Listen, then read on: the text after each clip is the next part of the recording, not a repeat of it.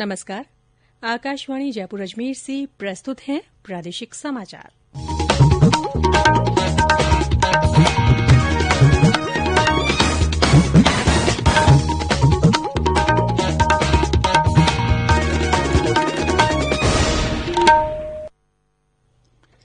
समाचारों के साथ मैं रितिका गुप्ता।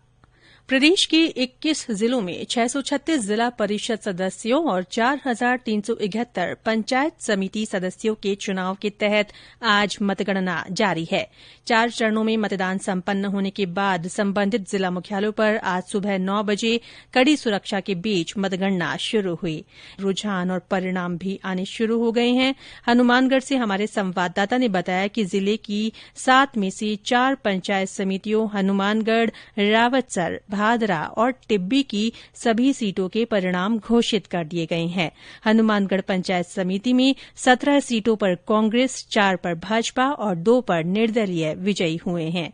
रावतसर पंचायत समिति की 15 सीटों में से भाजपा को 7, कांग्रेस को 6 और निर्दलीय को 2 सीट मिली है। भादरा में 27 सीटों में से भाजपा और माकपा को 10-10, कांग्रेस को 4 और निर्दलीय को 3 सीट पर जीत हासिल हुई है।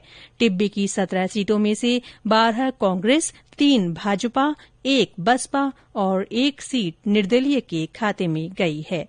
राज्य निर्वाचन आयोग के आयुक्त पीएस मेहरा ने बताया कि 10 दिसंबर को जिला प्रमुखों और पंचायत समिति प्रधानों का चुनाव होगा। इसके बाद 11 दिसंबर को उप जिला प्रमुखों और उप प्रधानों का चुनाव करवाया जाएगा। केंद्र सरकार नए कृषि कानूनों को लेकर उत्पन्न गतिरोध को समाप्त करने के लिए कल नई दिल्ली में किसान संगठनों के साथ छठे दौर की वार्ता करेगी। उधर कुछ किसान उत्पादक संगठनों के प्रतिनिधियों ने कल केंद्रीय कृषि मंत्री नरेंद्र सिंह तोमर से मुलाकात कर उन्हें ज्ञापन सौंपा। उन्होंने नए कृषि कानूनों को किसानों के हित में बताया। इन किसानों का कहना है कि नए कानून से किसानों को फायदा हो रहा है। कृषि कानूनों को वापस नहीं लिया जाना चाहिए। देशभर में न्यूनतम समर्थन मूल्य पर धान की खरीदारी सुचारू रूप से चल रही है।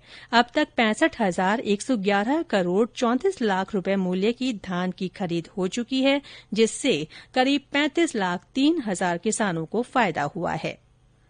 प्रदेश में कोरोना से स्वस्थ होने की दर 91.46% हो गई है। अब तक 2,82,512 कोरोना संक्रमितों में से 2,58,393 लोग स्वस्थ हो चुके हैं।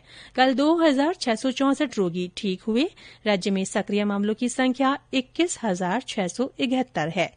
कल संक्रमण के 1,927 नए मामलों की पुष्टि हुई। इनमें सबसे ज्यादा 475 रोगी जयपुर जिले में मिले। इनके अलावा जोधपुर में 203, कोटा में 137, भरतपुर में 96, नागौर में 89 और उदयपुर में 84 लोगों में संक्रमण की पुष्टि हुई। इन्हें मिलाकर कुल संक्रमितों की संख्या 2,82,512 हो गई है।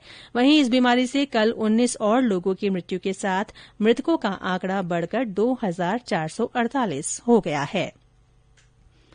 भारत में कोविड-19 का स्वदेशी टीका कोवैक्सिन विकसित करने वाली कंपनी भारत बायोटेक ने भारतीय औषधि महानियंत्रक से टीके के आपातकालीन इस्तेमाल की अनुमति मांगी है। हैदराबाद स्थित Bharat biotech, serum institute of India और फाइजर के बाद टीके के आपातकालीन इस्तेमाल की मंजूरी के लिए आवेदन करने वाली तीसरी कंपनी है। भारत बायोटेक स्वदेशी तौर पर भारतीय आयुर्विज्ञान अनुसंधान परिषद के सहयोग से कोवैक्सिन विकसित कर रही है और अभी ये परीक्षण के तीसरे चरण में है। देशभर में 18 स्थानों पर 22,000 से अधिक स्वयंसेवकों पर इसका परीक्षण किया जा रहा है। उधर ब्रिटेन आज कोविड-19 की वैक्सीन जारी करने वाला पहला देश बनने जा रहा है।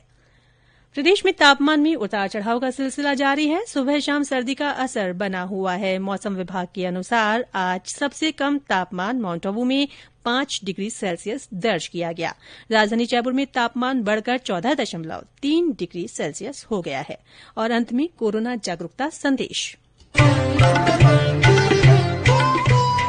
कोविड-19 से बचाव और सुरक्षित रहने के 3 उपाय।